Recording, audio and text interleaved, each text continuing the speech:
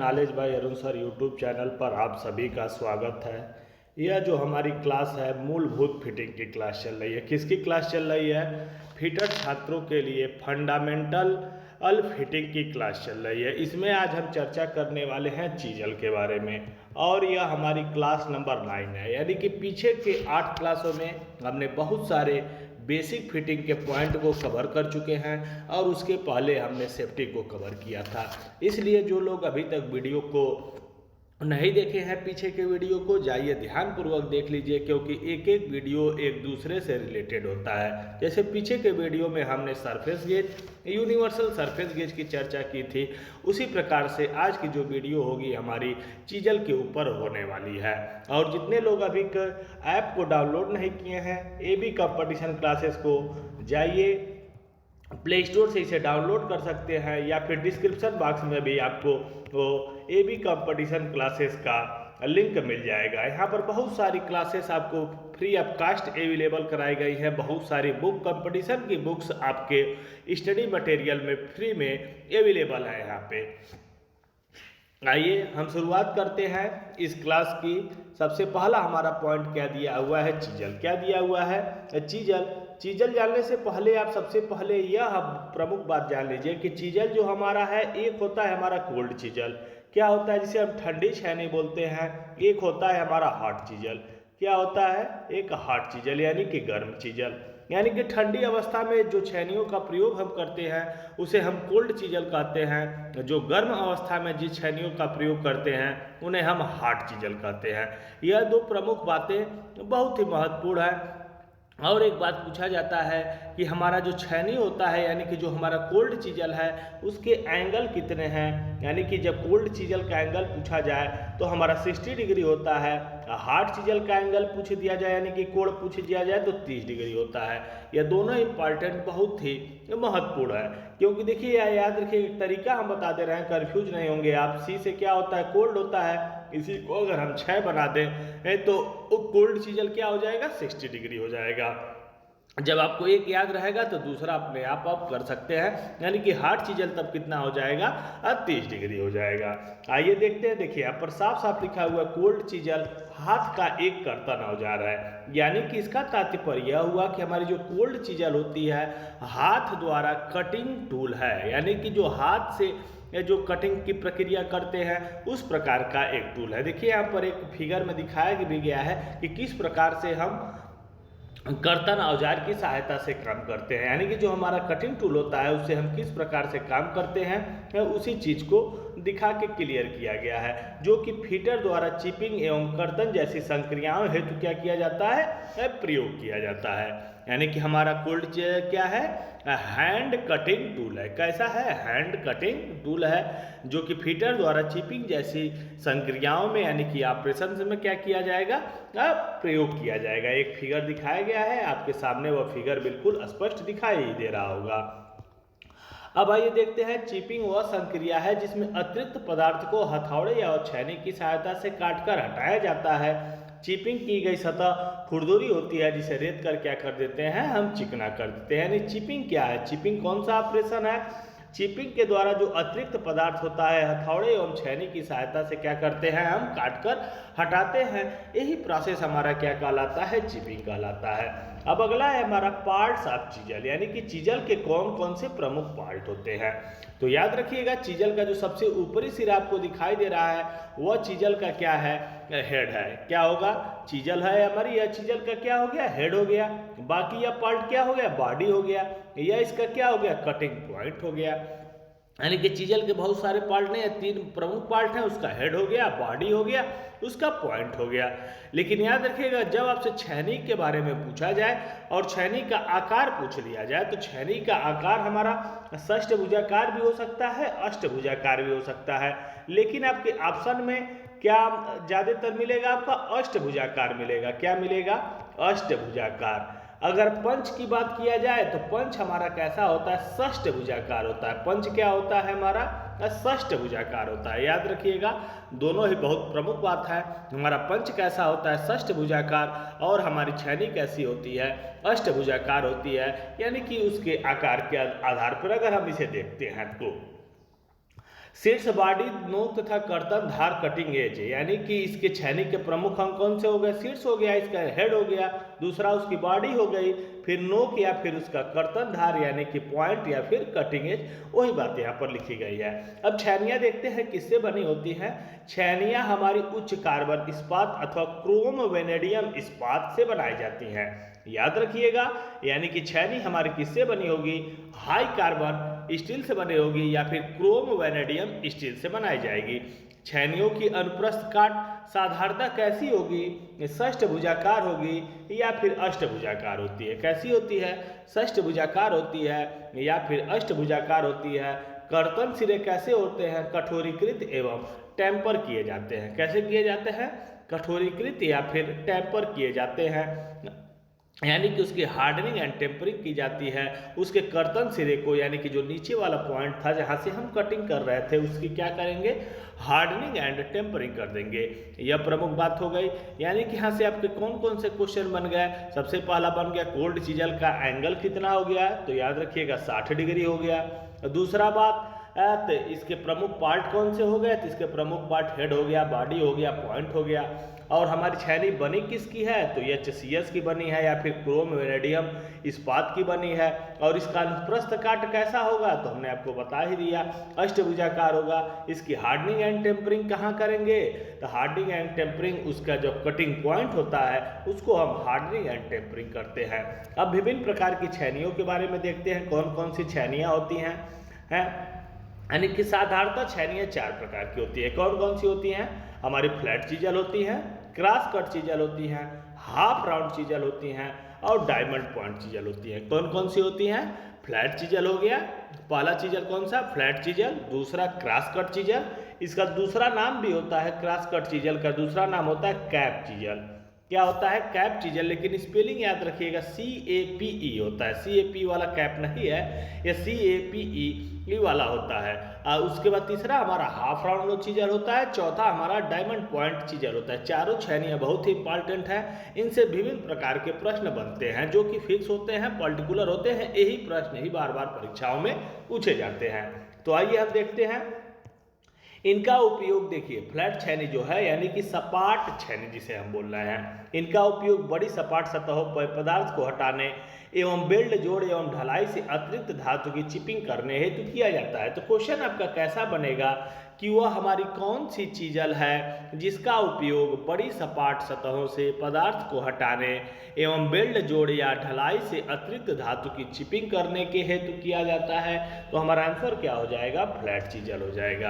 यानी कि याद रखिएगा, आप यही हूबहू लाइन नोट डाउन कर सकते हैं कि फ्लैट चीजल की परिभाषा में कि इनका उपयोग बड़ी सपाट सतहों, यानी कि बड़ी जो फ्लैट सरफेस होती हैं वहाँ से पदार्थ को क्या करना है? हटाना है, यानी कि रिमूव करना है। एवं बेल्ट जोड़, यानी कि बिल्डिंग वाले जोड़ हैं, या फिर ढलाई यानी कि कास्टिंग वाले जो सतह हैं वहाँ से अतिरिक्त धातु की चिपिंग करने हेतु क्या किया जाता है? किया जाता है। यहाँ पर देखिए फ्लैट चीजल, यानी कि ये फिगर नंबर 1 में जो बना हुआ है यही हमारा फ्लैट चीजल का फिगर है। कौन सा फिगर है? यह फ्लैट चीजल का फिगर है। अब अगला हम फिगर देखते हैं। अगला फिगर देखिए, यहाँ पर क्या दिया हुआ है? दूसरा वाला फिगर, यह क्रॉस कट चीजल का फिगर है, जिसे हम क्या बोले थे? कैप चीजल बोले थे। यहाँ पर देखिए यह किसका फिगर है? यह क्रॉस कट चीजल का फिगर है। किसका है? Cross cut chisel. इसे हम कैप चीजल भी कहते हैं। उसका उपयोग दिखाया गया है। यहाँ पर देखिए यह फ्लैट सरफेस है, फ्लैट सरफेस का काम दिखाया गया है। यहाँ पर देखिए क्रॉस कट चीजल का उपयोग दिखाया गया है, यानी कि ये जो कीवेज हैं, यानी कि जो ग्रुप्स बने हुए हैं वहाँ पे इसका काम किया जाता है। आइए देखते हैं क्या दिया हुआ है? क्रॉस कट अथवा कैप चीजल। इनका प्रयोग देखिए चाबी घाट, कीवेज या ग्रुप्स यानी कि खांचे तथा झिर्री काटने के लिए किया जाता है।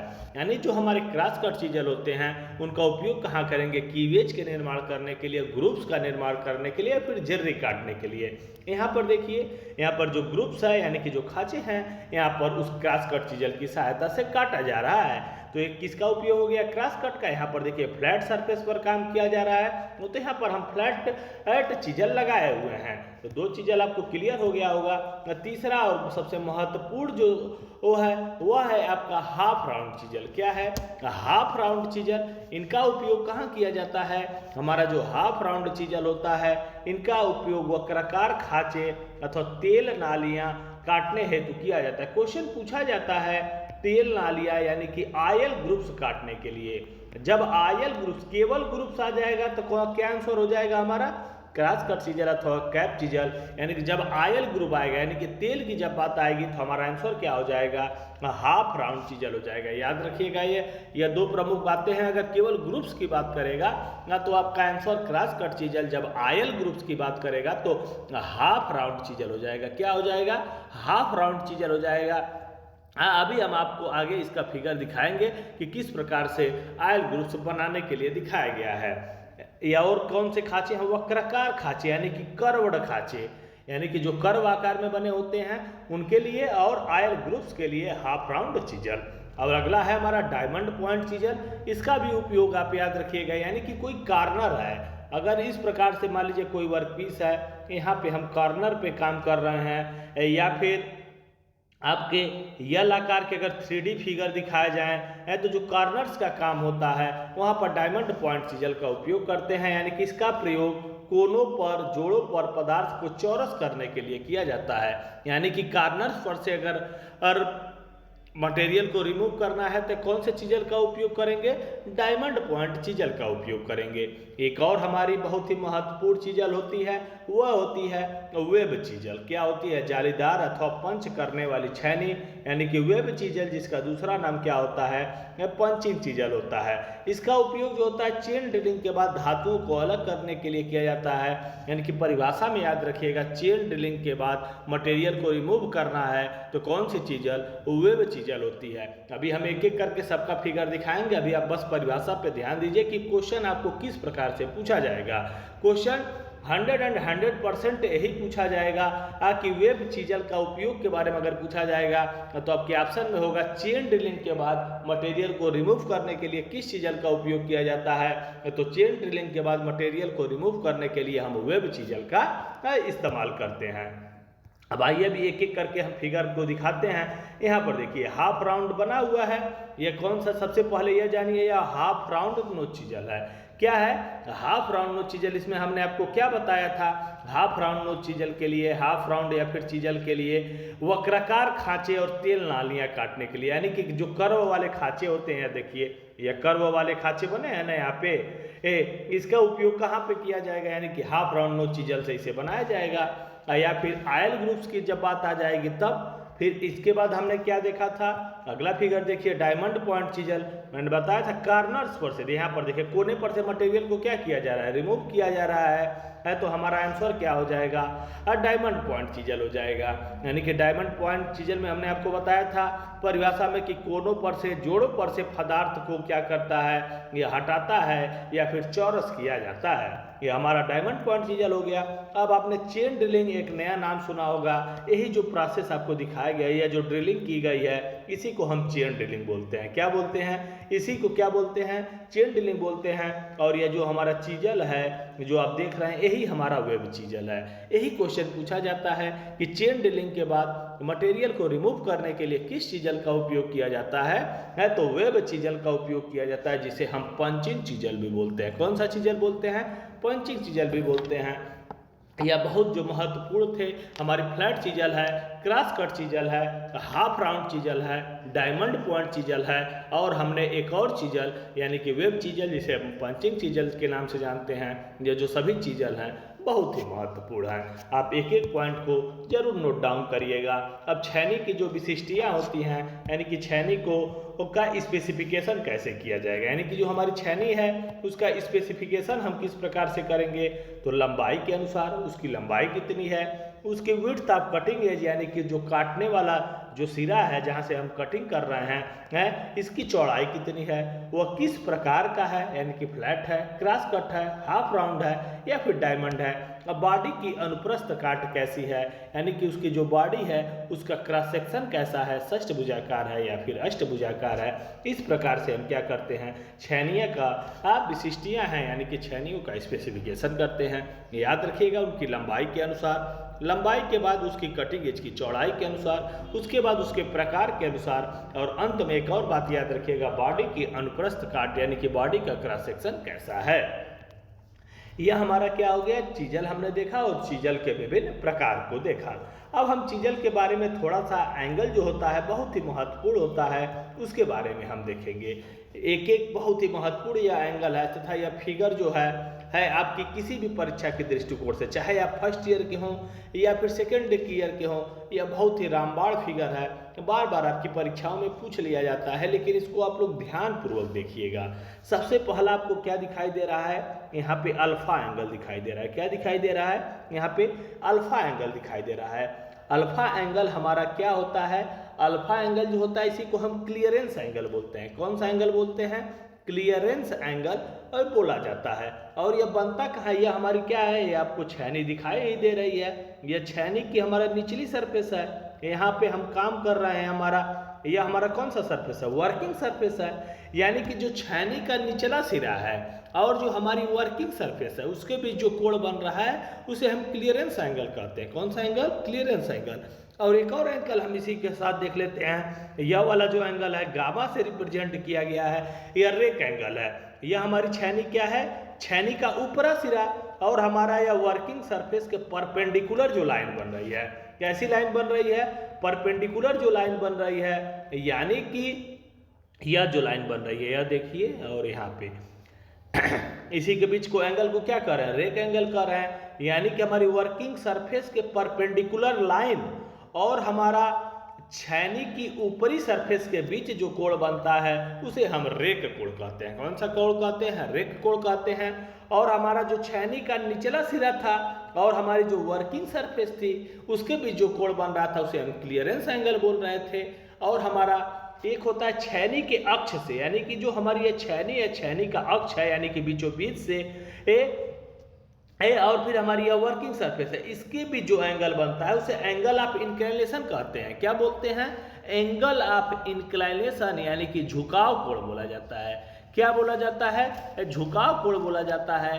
और एक और हमारा एंगल आपको बचता है जिसे हम क्या कहते हैं, जिसे हम पॉइंट एंगल बोलते हैं। क्या बोलते हैं, पॉइंट एंगल बोलते हैं। पॉइंट एंगल कहाँ कहाँ से बना होता है, यह हमारा इसके बिल्कुल बीचों बीच होगा। यहाँ पर देखिए छैनी के जो बीचों बीच जो एंगल बनता है, यह हमारी छैनी है, इसके बीचों बीच जो एंगल बनता है इसी को पॉइंट एंगल बोलते हैं, कटिंग एंगल भी बोलते हैं और वेज एंगल भी बोलते हैं। क्या बोलते हैं, कटिंग भी बोलते हैं और वेज भी बोलते हैं। याद रखिएगा कितना एंगल हो गया इसका नाम, कटिंग एंगल, पॉइंट एंगल और वेज एंगल। एक बार और आप लोग क्लियर कर लीजिए इनके नामों को, जो कि बहुत ही महत्वपूर्ण है आपकी परीक्षा के दृष्टिकोण से।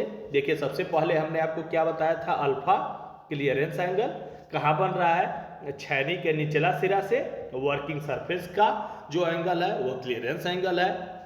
हमारा यह वर्किंग सरफेस के परपेंडिकुलर यानी 90 डिग्री और छैनी के ऊपरी सिरा के बीच जो एंगल बन रहा है उसे हम गामा बोल रहे हैं और वो हमारा रेक एंगल है।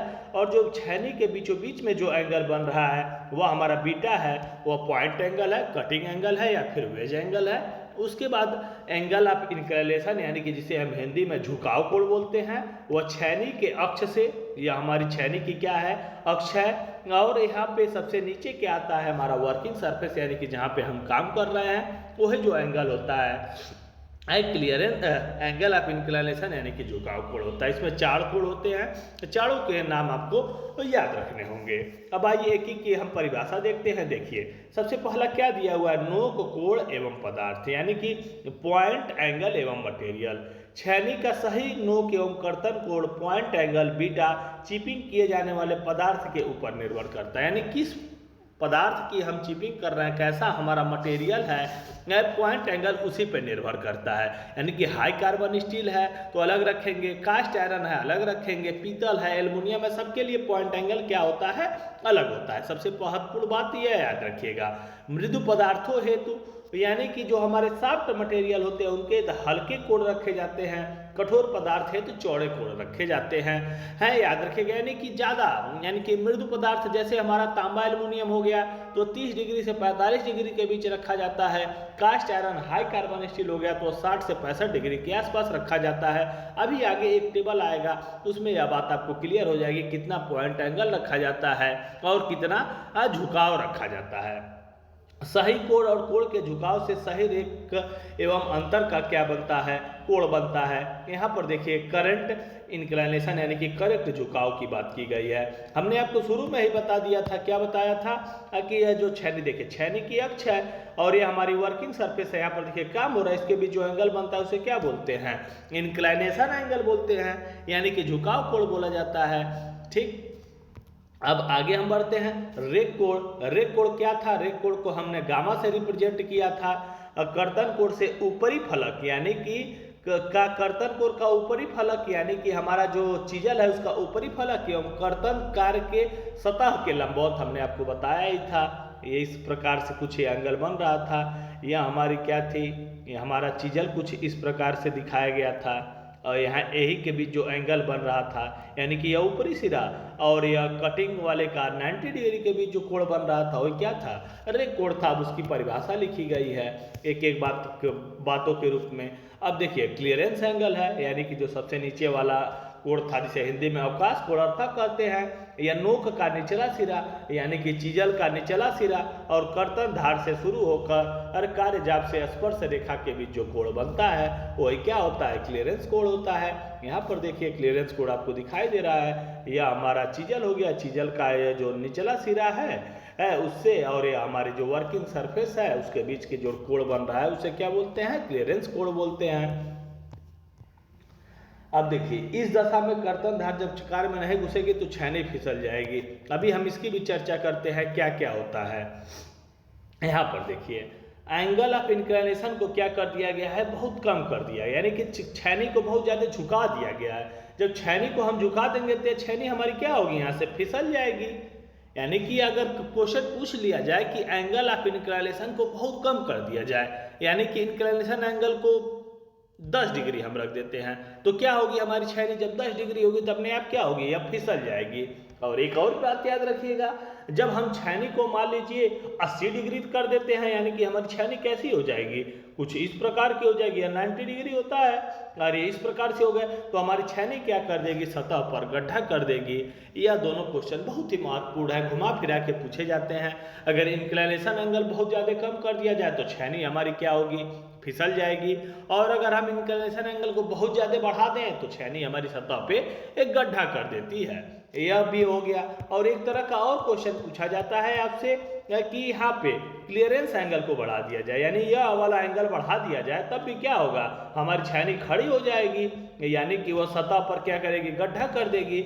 यानी कि इस वाले कोण को बहुत ज़्यादा कम कर दिया जाए, यानी क्लियरेंस कोण को कम कर दिया जाए तो छैनी हमारी फिसल जाएगी। वो क्वेश्चन पूछने का अपना अपना तरीका होता है कि इस प्रकार से पूछा जा रहा है। अगर आपके कॉन्सेप्ट क्लियर होंगे तो कोई दिक्कत नहीं आएगी।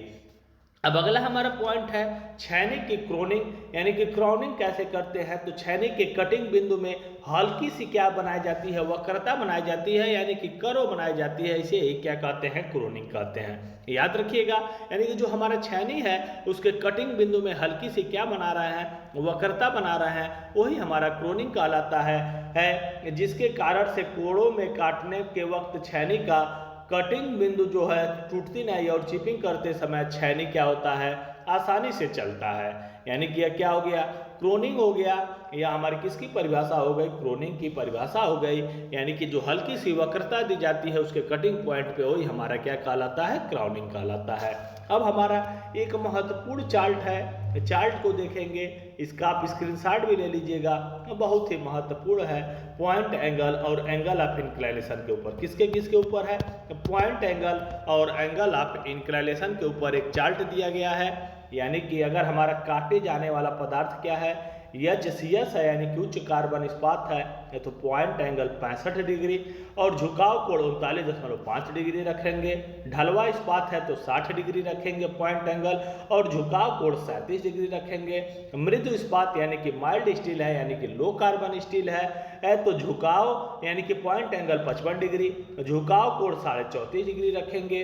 पीतल है, पौ से पीतल होता है, पौ से 50 होता है, आप याद रखिएगा, पौ से पीतल हो गया, पौ से 50 हो गया, तो इसका पॉइंट एंगल कितना हो गया, पौ से पॉइंट होता है, तीनों किससे है, पौ से है। तो एक क्वेश्चन पूछा भी गया है कई बार, पीतल का पॉइंट एंगल कितना होता है, तो पीतल का पॉइंट एंगल 50 डिग्री ही होता है। और इसका झुकाव कोण 32 डिग्री होता है। तांबा के लिए 45 डिग्री होता है पॉइंट एंगल और 29.5 डिग्री क्या होता है इसका एंगल ऑफ इंक्लिनेशन यानी कि झुकाव कोण होता है। एल्युमिनियम के लिए 30 डिग्री होता है और इसका झुकाव कोण क्या होता है 22 होता है। याद रखिएगा यह बहुत ही महत्वपूर्ण चार्ट है, आप इसका स्क्रीनशॉट ले लीजिएगा यानी कि काटे जाने वाले पदार्थ का और उसका झुकाव कोण और उसका पॉइंट एंगल कितना होता है। यह एक महत्वपूर्ण तालिका है जो आपकी परीक्षाओं में पूछी जाती है। और इसके बाद हम इसकी किसकी बात कर लेते हैं, थोड़े से केयर एंड मेंटेनेंस की बात करेंगे। यानी कि हमारा जो चीजल है उसका केयर एंड मेंटेनेंस यानी कि उपयोग करने से पहले चीजल को क्या करें, तेज कर लें यानी उसकी धार को। उसके बाद जंग से बचाने के लिए क्या करेंगे, तेल लगा देंगे। मशरूम युक्त चीजल का प्रयोग नहीं करेंगे। चिपिंग करते समय सुरक्षित चश्मों का यानी सेफ्टी चश्मा का उपयोग करेंगे। चिपिंग करते समय ध्यान से कार्य करेंगे। छेनी के सिरा पर कोई चिकना पदार्थ नहीं लगाएंगे, नहीं तो फिसल जाएगा और दुर्घटना का कारण बन जाएगा। इस प्रकार से आज हमने छेनी के बारे में बहुत महत्वपूर्ण पॉइंटों का अध्ययन किया। सबसे पहले हमने कोल्ड चीजल के बारे में जाना जो कि 60 डिग्री का एंगल बना रही थी, और विभिन्न प्रकार की कॉमन चीजल यानी कि जैसे कि flat chisel, cross cut chisel, half round chisel, diamond chisel और वेब चीजल को देखा। छेनी के विभिन्न पार्ट यानी कि उसके हेड, बॉडी और कटिंग पॉइंट के बारे में देखा। छेनियाँ हमारी किसकी बनी हुई थी, हाई कार्बन स्टील की बनी हुई थी और क्रोम वेनेडियम स्टील की बनी हुई थी। इसके बारे में हमने देखा छेनी के जो महत्वपूर्ण कोण होते हैं जैसे कि क्लियरेंस कोण, हमारा रेक कोण, पॉइंट कोण जिसका अन्य नाम कटिंग और वेज कोण होता है, और एंगल ऑफ इंक्लिनेशन को देखा। और इसी के साथ हमने काटे जाने वाले पदार्थ और उसके पॉइंट एंगल और एंगल ऑफ इंक्लिनेशन के बारे में देखा। यह हमारी छेनी का एक बहुत ही महत्वपूर्ण टॉपिक था। यहाँ से आपकी परीक्षा में कम से कम 1 से 2 प्रश्न अवश्य ही बनते हैं। अगर आप फर्स्ट ईयर के हैं तो कम से कम 1-2 प्रश्न जरूर बनेंगे। कंपटीशन के एग्जाम से की तैयारी कर रहे हैं तो यहाँ से कम 1 प्रश्न आने के चांस बिल्कुल ही कन्फर्म है। इसलिए आप चीजल के वीडियो को ध्यान से देखिएगा और पीछे के वीडियो जो नहीं देखे हैं उनको भी आप लोग ध्यानपूर्वक देख लीजिएगा। आगे के वीडियो में हम ऑर्डिनरी डेप्थ गेज की चर्चा करेंगे और शार्पनिंग ऑफ चीजल यानी कि चीजल को कैसे शार्प किया जाता है, और जैसे ही टॉपिक खत्म होगा तो हम मार्किंग मीडिया के बारे में हम चर्चा करेंगे।